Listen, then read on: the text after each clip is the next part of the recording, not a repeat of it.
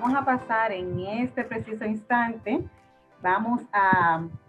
pero va a compartir con todos nosotros la presentación de la obra, la contemplación estética de lo feo. Vamos a escuchar a un también admirado, respetado e intelectual dominicano, quien es filósofo, es escritor, es catedrático universitario, también es conferencista, también es exdirector de la Feria del Libro Santo Domingo, exdirector del Centro Universitario Regional del Suroeste, curso UAS, y es el actual rector del recinto Gaspar Hernández de la Universidad Tecnológica de Santiago, UTESA. Vamos a escuchar al doctor Alejandro Arbelo. Yo quisiera que me permitan, ya que estamos en familia, porque con tanta gente querida, admirada, conocida y uno en su casa, es como para uno sentirse distendido. Recordaba una exposición que hizo el maestro Sterling con motivos platónicos, y en honor a él y en honor a Silverio y a Agustín y a tanta gente, quiero que me permitan leer un breve pasaje de El Simposio o del Amor de Platón. Aquel que dice: ninguno de los dioses ama la sabiduría ni desea ser sabio, porque ya es. Como tampoco ama la sabiduría cualquier otro que sea sabio.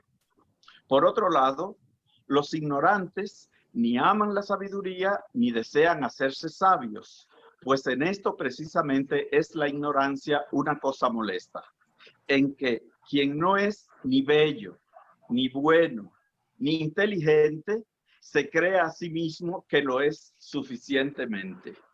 Así pues, el que no cree estar necesitado,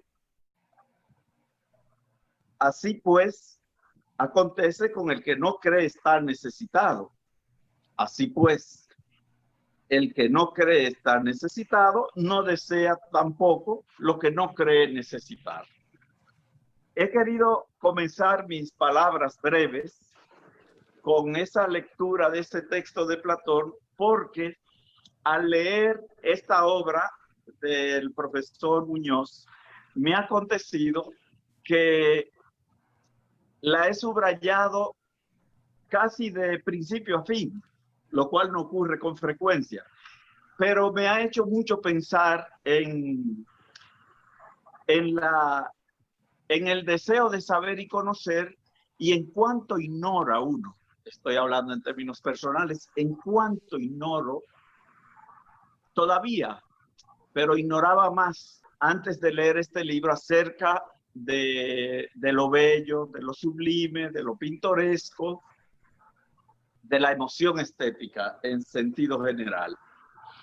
Y al leer este libro me ha acontecido algo que no suele pasarle a uno como lector muchas veces. He sido como presa de una suerte de rapto espiritual, hasta el punto de que las últimas páginas las terminé de leer en la madrugada, porque me desperté como a las 3:40 de la mañana y tomé el libro y luego ya no pude soltarlo, cosa que no suele acontecer cuando se trata de obras de pensamiento, porque las obras de pensamiento casi siempre son secas, asaz, sistemática. Entonces, me hizo pensar este libro en algo que tiene que ver con uno de los temas que plantea, o uno de los planteamientos que hace el profesor Muñoz, en la noción que da de lo sagrado Rudolf Otto en Los Santos. Él dice que lo sagrado tiene como dos dimensiones. Una es una dimensión que tiene que ver como con el comportamiento, pero hay otra que tiene que ver con lo luminoso. Y lo luminoso es como esa experiencia que va más allá de los sentidos, aunque tenga que ver con los sentidos, pero que él define como mysterium fascinans et tremendum. O sea, para mí el encuentro con este libro, un libro breve de apenas unas 250, 275 páginas, me ha producido esa sensación. Y entonces me ha hecho preguntarme si no será posible que uno tenga también una emoción estética con un libro de pensamiento. A propósito de lo que plantea, y comienzo a acercarme, así como de soslayo, al libro, lo que plantea el profesor Muñoz acerca de la emoción estética en el capítulo 4. Volveremos sobre este tema, pero les voy a leer algo que él dice exactamente en la página 217 acerca de la experiencia estética, y que a mí me luce mucho, me da mucho como a eso, a encuentro como con lo luminoso, a ese encuentro emocional en que uno como que pone entre corchetes lo que uno ha pensado o sabía o creía que sabía, y un poco se interpenetra, se compenetra con la obra, y la obra a la vez se hace tú. Lo voy a leer en las palabras del profesor Muñoz. Dice: en la experiencia estética, el observador se transforma en espectador. Si no se produce ese tránsito, en el que el ruido por comprender impide la concentración para sentir, no es posible la experiencia estética. Y es que la relación que el sujeto establece con la obra de arte se consolida bajo influencias hermenéuticas. Un juego permanente de alejamiento y regreso en el que las formas aparecen y se ocultan. Juego que solo es posible cuando el sujeto, de forma decidida y consciente, desea entrar en el ámbito de ese entretenimiento. El sujeto puede reconstruir la obra a su manera según la riqueza de su imaginación, elevarse con más alcance que las intenciones que pudo haber tenido el autor. Siendo así, la obra de arte es un proceso y no una entidad concluyente, ya que su existencia como tal demanda la participación del sujeto, que es el responsable de instaurar el acto de recreación y acepta o rechaza las valoraciones estéticas.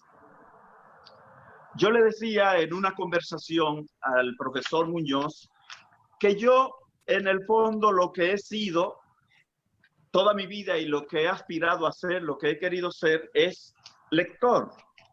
Y creo que esta obra, de alguna manera, me realiza como lector, porque es uno de esos libros que no te deja en el lugar que te encontró. En ese sentido, yo pienso que lo propio pasa con una obra de arte que merece el nombre de obra de arte, conforme a lo que he aprendido de la mano del profesor Muñoz. Esos libros, yo creo que estos libros como estos, que es un libro, aparte de bien escrito, escrito en un lenguaje sencillo, pero de una sistematicidad y de una profundidad, de una delicadeza argumentativa que pocas veces uno lee entre los contemporáneos. Les decía que ese libro libros como esos son los libros que hay que leer, porque son los libros que te sacuden. De hecho, al término de la lectura de este libro, a mí me queda la misma sensación que me ha quedado cuando he tenido la oportunidad de acercarme a una obra de arte. Esa sensación como de que el libro, a la vez que agota el tema, es al propio tiempo inagotable. Porque es un libro que conmueve, es un libro que hace pensar, pero además es un libro que parece escrito, bueno, no parece, es un libro que se nota que fue escrito por un artista, por los giros, por la delicadeza en la expresión, pero también por un pensador, como veremos más adelante. Pero a propósito de los libros que hay que leer, quisiera que me permitan, antes de entrar de lleno en la obra del maestro, del profesor Muñoz, que me permitan leer un fragmento de una carta que Kafka envió a Oscar Polak en 1904, a propósito de la naturaleza de este libro del profesor Muñoz. Dice Kafka a su amigo Polak: pienso que solo debemos leer libros de los que muerden y pinchan. Algo así hace la obra de arte con uno. Si el libro que estamos leyendo no nos obliga a despertarnos como un puñetazo en la cara, ¿para qué molestarnos en leerlo? Para que nos haga felices, como dice tu carta. Santo cielo, seríamos igualmente felices si no tuviéramos ningún libro. Los libros que nos hagan felices podríamos escribirlos nosotros mismos, si no nos quedara otro remedio. Lo que necesitamos son libros que nos golpeen como una desgracia dolorosa, como la muerte de alguien a quien queríamos más que a nosotros mismos. Libros que nos hagan sentirnos desterrados a los bosques más remotos, lejos de toda presencia humana, algo semejante al suicidio, dice Kafka. Un libro debe ser el hacha que rompa el mar helado dentro de nosotros. Eso es lo que creo, dice Kafka. Y recordé esa carta de Kafka porque este libro ha tenido en mí exactamente ese impacto. Es un libro que yo siento como que me ha abierto de una sola vez, de una buena vez, 1000 ventanales. Es un libro que me ha quitado como 5 vendas al propio tiempo de la cara. O sea, es un libro que yo no he leído, es un libro al que me he acercado. He tenido un primer acercamiento, como si se tratase de una obra de arte compleja. Aunque el libro es claro y sencillo. El hecho de que yo sea lector y de que haya leído el libro no asegura una buena presentación de la obra. Hay muchas maneras de uno acercarse a una obra, qué sé yo, uno puede acercarse a una obra o digamos presentar una obra hablando de su aparato conceptual. Uno puede, si yo fuera a hacer eso, si yo con este libro, entonces yo tendría que trabajar conceptos tales como lo bello, lo feo, lo pintoresco, lo sublime, composición, técnica, unidad en la diversidad. Tendría que hablar de estética, relacionar la estética con la filosofía del arte, precisar la noción de estética, ver la estética en su desenvolvimiento y explorar, como hace el profesor Muñoz, la noción de lo feo desde Aristóteles, desde la poética, hasta Rosenkrantz, o hasta el cubismo, o hasta Oviedo, como decía el maestro Sterling. Esa es una manera, ese es un camino. Otro camino es el camino problemático. O sea, ¿cuáles son las problemáticas que aborda el libro? ¿Cuáles son las preguntas que se plantea el pensador al escribir su obra? Una pregunta esencial sería, por ejemplo, ¿cómo es posible transformar objetos que en la naturaleza resultan repugnantes o que producen miedo o sentido de la inmensidad o de la pequeñez de la condición humana, y que sin embargo en la obra de arte no nos producen esa misma actitud de miedo, de terror, de temor o de rechazo? ¿Por qué si se reconoce que una pintura tiene, digamos que trata un tema feo, la gente sin embargo gusta de ella o se acerca a ella o se ocupa de ella, como ha pasado, como dice el profesor, con las pinturas negras de Goya o con la obra de Picasso, que está llena de pinturas, vamos a decir, feas, de temas que tratan asuntos feos. Y vamos a hablar un poquito, muy brevemente, dentro de un ratito, acerca de lo que plantea el profesor acerca de esa cuestión en el capítulo 3. Esa es otra manera, les decía, de acercarse a la presentación de un libro. Una tercera manera podría ser planteándose el tema. ¿Cuál es el tema? El tema está clarísimo. No solo está claro desde el título, la contemplación estética de lo feo, sino que en la introducción el profesor Muñoz lo explica con lujo de detalles. Y luego al inicio, para que se vea que cuando digo que es una obra sistemática, no lo digo por pasión. Al inicio de cada capítulo también explica los problemas y los desenvolvimientos con una lógica more geométrico demonstrata.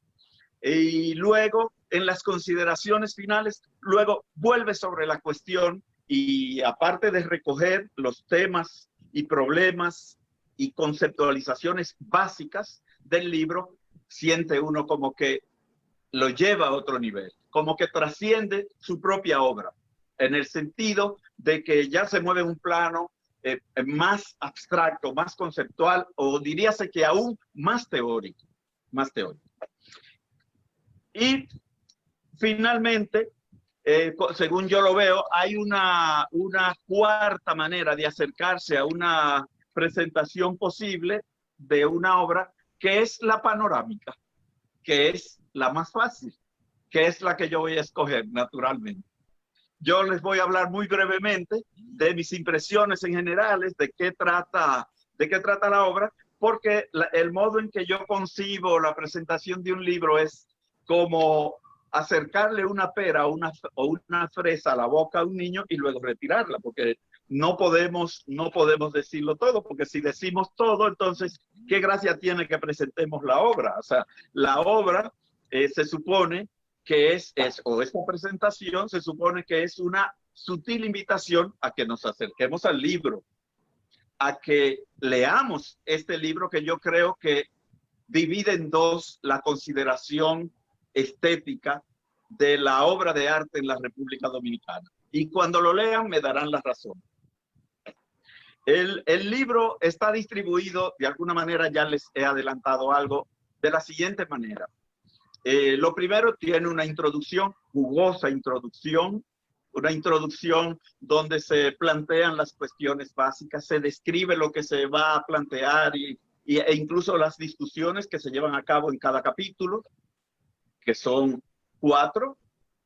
Esos 4 capítulos están distribuidos de la manera siguiente. El primero trata acerca de la contemplación estética y de la relación entre la estética y la filosofía del arte, la noción de lo bello, la cuestión de si es posible una mirada estética de lo feo, la relación entre lo feo y lo bello, y cómo la noción de lo bello marca la historia y el desenvolvimiento. Historia no como historiografía, sino como desenvolvimiento, como devenir del arte en Occidente. Luego tiene un capítulo 2 que trata acerca de la consideración estética de lo feo en la naturaleza y en el arte. Y bueno, es igual que el primero, pero es un capítulo donde uno puede prácticamente rastrear la noción de lo bello y de lo feo en la cultura intelectual de Occidente.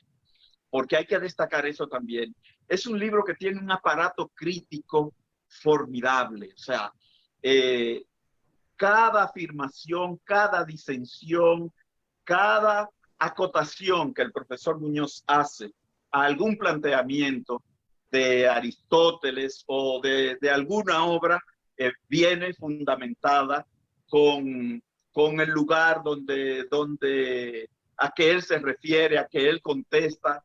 Y, o sea, yo pienso que este libro es como un programa intelectual. Con este libro uno puede, nada más con tomar las notas y tomar la bibliografía, formarse estéticamente, aparte de que el libro per se constituye ya una gran avanzadilla en lo que es la formación del juicio estético, que como dice el profesor, siguiendo un poco a Kant, es un juicio sin concepto, porque es un juicio en el que aparecen los predicables acerca del objeto de juicio, pero ese juicio no se puede atribuir a la obra, sino que es un juicio que en el fondo quien se forma es el espectador de la obra, que esa es otra noción interesante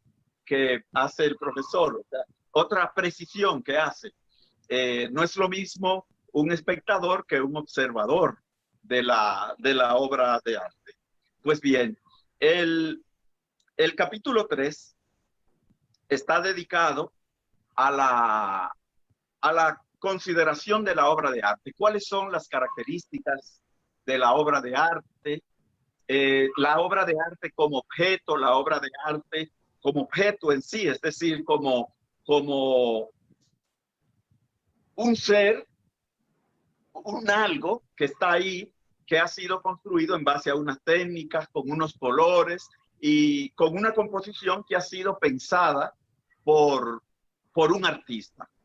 Luego, digamos que las partes más abundantemente fundamentadas y más hondas de este capítulo 3 son el abordaje que hace el profesor, tanto de Saturno devora a uno de sus hijos, de Goya, y el Guernica de Picasso. Para mí, este capítulo en sentido general, pero esta parte, lo primero, respecto a la parte en que el profesor aborda el Saturno, es para mí, o sea, esa descripción que hace el profesor, a mí me invita a volver a ver, porque yo estuve allí en el Museo del Prado y yo estuve frente al Saturno, pero yo no vi nada absolutamente nada de lo que el profesor le saca a esa obra. Yo no lo vi. No vi el verde pastos, no vi que el fondo era negro, no vi cómo se hunden las manos de Saturno entre los ijares de la víctima. No vi nada de eso. O sea, y no estoy seguro de que tuviera experiencia estética tampoco. Lo mismo me pasó con el Guernica, que también tuve la oportunidad de verlo en el Reina Sofía.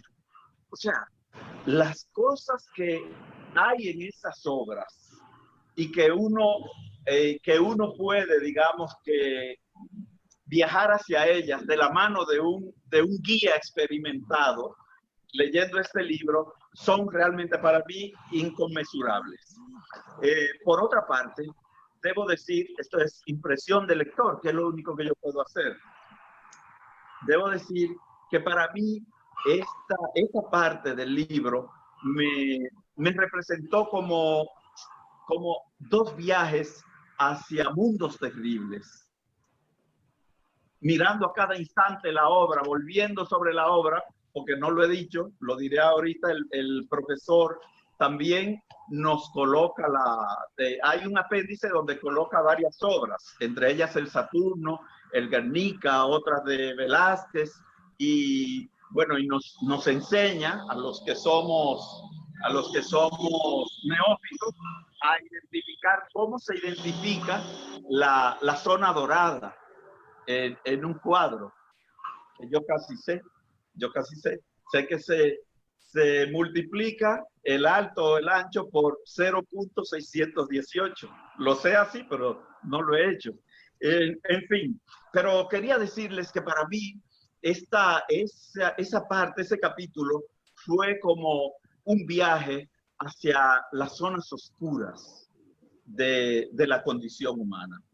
En términos individuales, o sea, me puso a pensar hondo de cuánta crueldad, de cuánta dureza, de cuánto desamor es capaz el hombre. El hombre en términos individuales, en el caso del Saturno, y el hombre en términos colectivos, en el caso del Guernica. En términos colectivos, dice poco, porque, como decía Hegel, la forma perfecta de la sociedad, la forma más madura, de lo social es el Estado. O sea, cuando hablo de lo colectivo, más bien me refiero a los estados, a este estado, a todos los estados, en suma, a la forma concreta que asume el poder. El poder cuando se realiza, lo que se llama la realpolitik.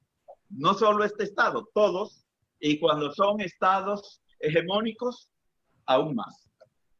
En fin, no les distraigo mucho más. En el capítulo 4, el profesor se ocupa de la obra artística, el artista y el espectador, de lo que él llama el triángulo semiótico. Y ahí sí quisiera yo detenerme, que me permitan detenerme ya casi al final, detenerme un minutito para referirme a un concepto o un planteamiento que hace el profesor Muñoz acerca del rol activo, digamos, del artista en el acto de producir la emoción estética, de provocar la emoción estética a través de la obra de arte. Porque no todas las obras producen emociones estéticas, y máxime si se trata de obras con temas feístas o feos. Entonces, el profesor Muñoz le asigna un rol activo al artista en la producción, digamos, de esa emoción. Y quiero que me permitan leerles dos pasajes de la obra, de la obra. El primero está, creo que en el capítulo 4, está en la página 211 y dice como sigue. Dice, entonces, dice el profesor Muñoz, entonces el arte ya es solo arte y nada más. Y se legitima con el mero hecho de que aparezca alguien haciéndose responsable de la autoría de cualquier cosa ocurrente y curiosa, carente de dominio técnico. Veremos más adelante a qué alude ese texto del profesor Muñoz. O sea, hay mucha gente que presenta obras o propuestas estéticas, como dice él en alguna parte del libro, pero que habría que ver si esas propuestas estéticas constituyen obras de arte. Dice, pues se quiere llamar arte, y lo pone entre comillas, a todo. Y no es de extrañar que se considere buen artista de la plástica a alguien que probablemente desconoce el oficio. Y no se pretende decir con ello que el hecho de que alguien tenga los conocimientos técnicos ya lo convierte en buen artista, sino que se encuentra en mejores condiciones para producir la necesaria transformación de la condición material de los pigmentos en una nueva realidad que esté ontológicamente más allá de la condición natural. O sea, el artista tiene un rol activo en eso de convertir en atractivos, como decía Aristóteles, objetos o cosas o situaciones que, existiendo y siendo repugnantes o provocando sensación de inmensidad, cuando yo lo veo ya plasmado en una obra de arte, no me produce esa sensación. Y esto que dice el profesor aplica también para aquellos objetos o seres o cosas que no necesariamente existen en la realidad, sino que pueden muy bien ser fruto de la imaginación del artista, como bien dice el profesor, y como también, según me he enterado con él, aunque he leído, yo le decía al profesor, pero yo he leído 4 veces la poética de Aristóteles y nunca me di cuenta que Aristóteles se ocupaba del tema de lo feo, de manera que no le he leído nada. Me invita a leerla de nuevo el profesor Muñoz. A propósito de lo primero de esa parte, dice, de esa cita que acabo de hacerles, dice el profesor más adelante, en la página 237 de su libro, dice, Aquí lo dice de manera directa. Dice él que existen categorías donde lo que prima no es la creación, sino la ordenación de piezas que producen el impacto de llamar la atención porque su vinculación con la fealdad natural es sencillamente absoluta, en tanto forman parte de la fealdad en sí. Es frecuente en creaciones contemporáneas como la instalación y el performance, en las que el autor puede lograr algo interesante sin necesitar para ello unas condiciones excepcionales en el dominio de las técnicas artísticas. O sea, ese es un poco la descripción de, digamos, del núcleo duro del libro, pero finalmente, porque no deja de ser menos núcleo, la parte final, que son, como les había dicho, las consideraciones finales. Y que yo veo como un manifiesto, casi un grito, una invitación contundente a los artistas, a los críticos de artes, al público, a las personas que están llamadas a trazar la política cultural del Estado, para movernos a todos, hacernos más conscientes de nuestra tarea y de manera muy especial a los artistas. Muy especial a los artistas porque en el fondo entiendo yo que tiene mucho que ver con la posibilidad, las condiciones de posibilidad de la emoción estética, el trabajo del artista, pero también la educación del espectador, la educación del público. Y para finalizar, les voy a leer 2 parrafitos, acaso 3 brevísimos, de la obra del profesor. Dice en la página 211 lo siguiente. No es esa. 2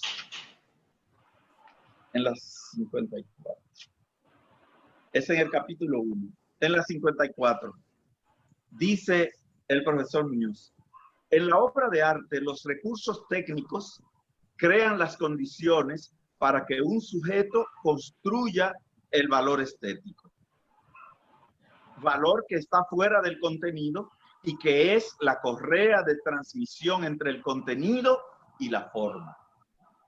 Esos recursos son los responsables de atrapar al espectador, ya que en ellos están las cualidades de potencialidad estética. Ellos estimulan la sensibilidad del sujeto y le hacen vivir la experiencia que permite formular juicios estéticos. Y ahora sí, para que de paso notemos la extraordinaria unidad de esta obra. Ahora, del capítulo 1 nos movemos a las consideraciones finales. Y leemos en la página 219. Dice: ¿qué tanto podría importar la lógica de los argumentos a que alude una obra sin la fuerza compositiva y plástica que posee? Los contenidos de ella están ahí en la medida en que pueden atrapar al espectador.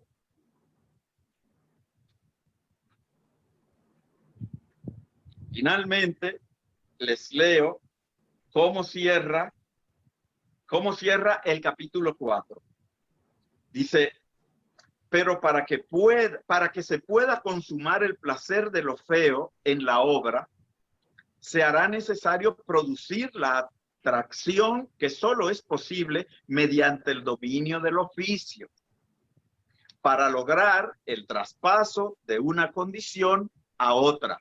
Pues se trata del traspaso de un objeto feo de la naturaleza a una imagen formalmente fea, pero que paradójicamente produce placer en la obra de arte. De manera que el artista debe transmitirle a esa imagen la contundencia de lo feo mediante la representación de lo verosímil para generar la atracción y como consecuencia producir un mundo sin amenaza para el cual el espectador esté seguro de la invención plasmada que le permite contemplar la escena estéticamente.